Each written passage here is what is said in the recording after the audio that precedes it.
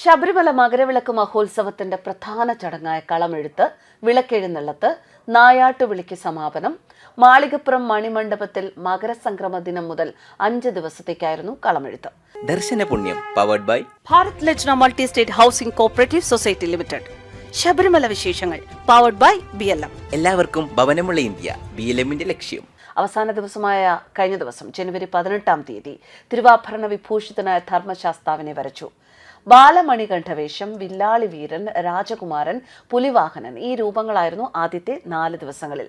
അയ്യപ്പന്റെ ബാല്യം, കൗമാരം, യൗവനം, കർമ്മപൂർത്തീകരണം, ധർമ്മശാസ്താവിലേക്കുള്ള പരിണാമം, ഇങ്ങനെയാണ് സങ്കല്പം.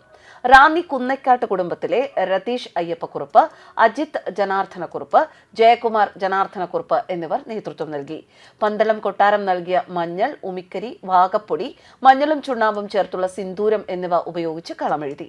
കളമെഴുത്തിന് ശേഷം തലപ്പാറമല, ഉടുമ്പാറമല എന്നിവയുടെ കൊടികൾ, വാദ്യോപകരണങ്ങൾ, തീവെട്ടി, കുത്തുവിളക്ക് എന്നിവയുമായി ശരംകുത്തിയിലേക്ക് എഴുന്നള്ളി നായാട്ട് വിളിച്ചു. ആദ്യ 4 ദിവസം 18-ാം പടിക്ക് താഴെയുള്ള നിലപാട് തറയിൽ നിന്ന് തെക്കോട്ട് നോക്കിയായിരുന്നു നായാട്ടുവിളി. ഉത്സവത്തിനെത്തിയ ഭക്തരെ ക്ഷേത്ര അതിർത്തിയിൽ എത്തിച്ച് യാത്രയാക്കുന്നു എന്നതാണ് ശരംകുത്തിയിലേക്കുള്ള എഴുന്നള്ളത്തിന്റെ വിശ്വാസം. ഉത്സവവേളയിൽ ശബരിമലയിൽ നിന്ന് ഉൾക്കാടുകളിലേക്ക് പോയ അയ്യപ്പസ്വാമിയുടെ കാവലാളുകളായ ഭൂതഗണങ്ങളെയും മലദൈവങ്ങളെയും അയ്യപ്പസ്വാമി നേരിട്ട് വിളിച്ച് ശബരിമലയിലേക്ക് കൂട്ടിക്കൊണ്ടുവരുന്നു എന്ന സങ്കല്പത്തിലാണ് നായാട്ടുവിളി.